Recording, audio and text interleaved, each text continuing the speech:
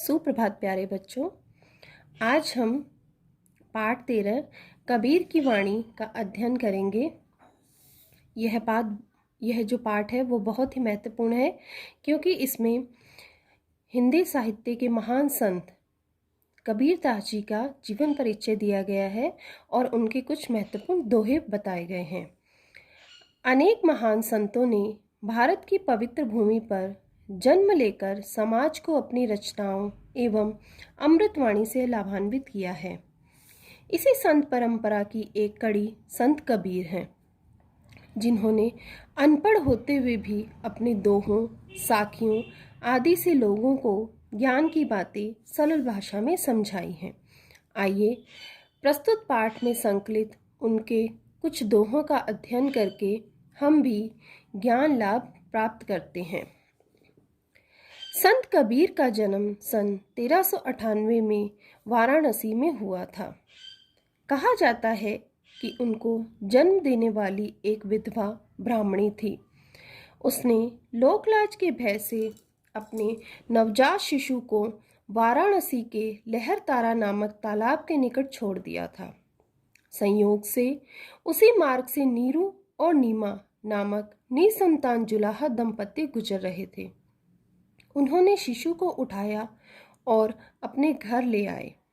प्यार से उन्होंने उसका नाम कबीर रखा और उसका अपनी संतान की तरह पालन पोषण किया। बड़े होने पर कबीर ने भी पिता के समान ही जुलाहे का काम किया। अशिक्षित होते हुए भी कबीर अनोखे कवि तथा ज्ञानी थे। वे कपड़ा बुनते बुनते दोहे बोलते जाते थे।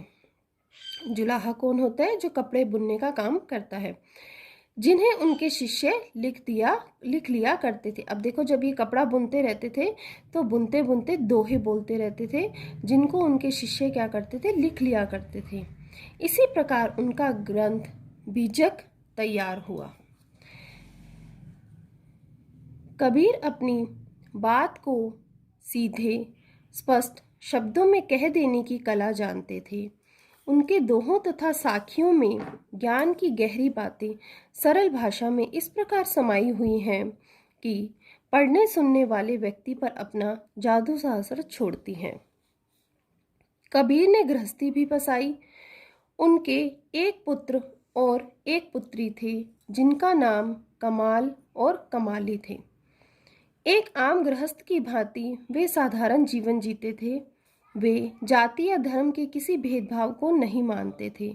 वे सादा जीवन, परोपकार, सेवा भावना और प्रभु के स्मरण को महत्व देते थे। वे न केवल उच्च कोटि के भक्त थे, बल्कि एक समाज सुधारक भी थे। आज भी उनकी वाणी में हमें सुमार्ग पर चलने की प्रेरणा देती है। प्रस्तुत संकलन में संकलित उनके कुछ दोहों को पढ़कर हम भी ज्ञान प्राप्त करते हैं। तो चलिए आइए बच्चों, आपको मैं दोहे बताती हूँ कौन कौन से हैं और उनसे हमें क्या शिक्षा मिलती है। सबसे पहला दोहा है, गुरु गोविंद दो खड़े, काके लागू पाए, बलिहारी गुरु आपने, गोविंदियो बताए। इस दोहे के माध्यम से कबीरदास जी कह रहे हैं कि गुरु और गोविंद, गोविंद अर्थात भगवान, दोनों मेरे सामने खड़े हैं। मैं सबसे पहले किसके पांव लगूं, किसके चरण स्पर्श करूं। फिर आगे वो कह रहे हैं बलिहारी गुरु आपने, वो कह रहे हैं सबसे पहले मैं अपने गुरु पर बलिहारी जाऊं। क्यों? क्योंकि गोविंद दियो बताए, क्योंकि उन्होंने ही मुझे गोविंद अर्थात भगवान से मिलने का रास्ता बताया है। यानी एक सच्चा गुरु ही होता है जो अपने विद्यार्थी को, अपने शिष्य को कहाँ? भगवान तक जाने का रास्ता दिखाता है। बड़ा हुआ तो क्या हुआ, जैसे पेड़ खजूर, पंथी को छाया नहीं, फल लागे अति दूर। अब दूसरे दोहे के माध्यम से कह रहे हैं कि बड़ा होने से ही सब कुछ नहीं होता, हमारे अंदर अच्छे गुण भी होने चाहिए। जैसे बड़ा हुआ तो क्या हुआ, जैसे पेड़ खजूर, कि बड़ा हुआ तो क्या हुआ, जैसे खजूर का पेड़ होता है, वो बहुत बड़ा होता है, लंबा होता है। उससे क्या होता है? पंथी को छाया नहीं, अगर वो रास्ते में कहीं है तो जो पथिक है, पंथी यानी राहगीर चल रहा है, तो वो इतना ऊंचा होता है कि उसकी छाया भी नीचे धरती पर नहीं पड़ती, उस पेड़ की छाया। तो जो राहगीर है वो रास्ते में रुक के उस पेड़ की छाया नहीं ले सकता।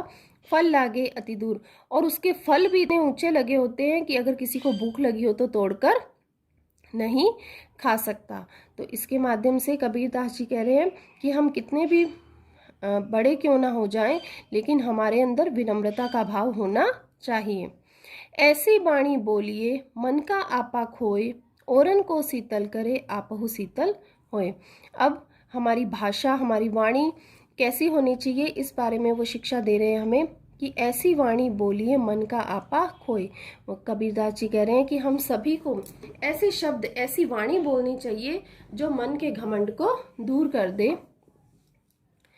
औरन को शीतल करे आपहु शीतल होए, और शीतल यानी ठंडी, अच्छी मिठास भरी वाणी बोलने से क्या होता है कि हम खुद भी शीतल होते हैं, ठंडे हो जाते हैं, और जो हमारी मधुर वाणी को सुनता है उसका मन भी शांत हो जाता है।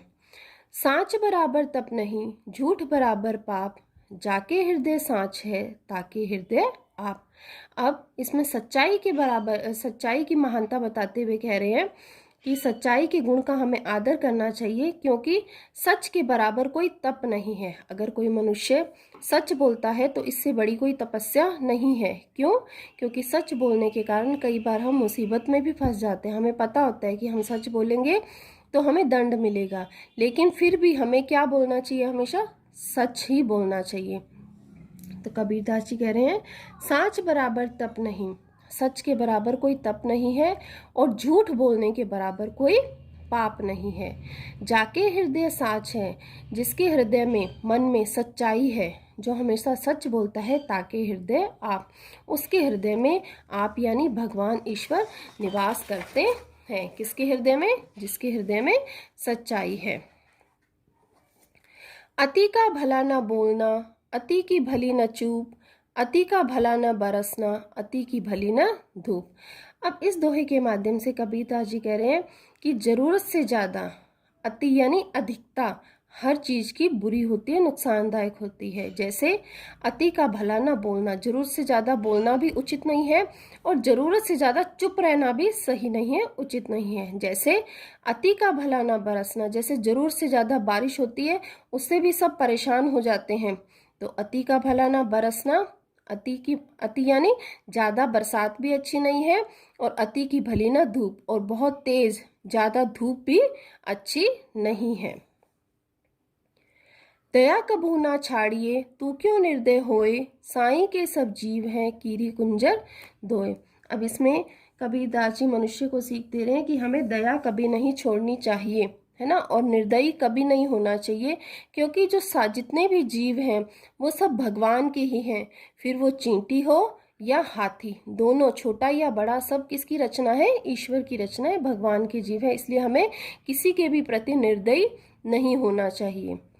काल करे सो आज कर, आज करे सो अब, पल में प्रलय होएगी बहुरी करेगा कब। अब इस दोहे के माध्यम से कबीरदास जी हमें समय का महत्व समझाते हुए कह रहे हैं कि जो काम हम सोचते हैं कि हम कल करेंगे उसे हमें आज ही कर लेना चाहिए, और जो हम सोच रहे हैं हम आज करेंगे उसको अभी कर लेना चाहिए, क्योंकि पल भर में ही क्या हो जाता है? विनाश हो जाता है, और बाद में फिर हम उस कार्य को कब करेंगे। इसलिए समय किसी का इंतज़ार नहीं करता, और हमें समय का आदर करना चाहिए, और अपने सभी काम समय पर पूरे कर लेने चाहिए। तो बच्चों, कबीरदास जी के इन दोहों के माध्यम से हमें बहुत अच्छी सीख मिलती है। मैं आप सबसे कहना चाहूँगी कि इस पाठ को एक बार फिर से आप पढ़ेंगे, और दोहों को समझकर सीखने का, उससे जो सीख मिल रही है उसको जीवन में उतारने का प्रयास करेंगे। धन्यवाद।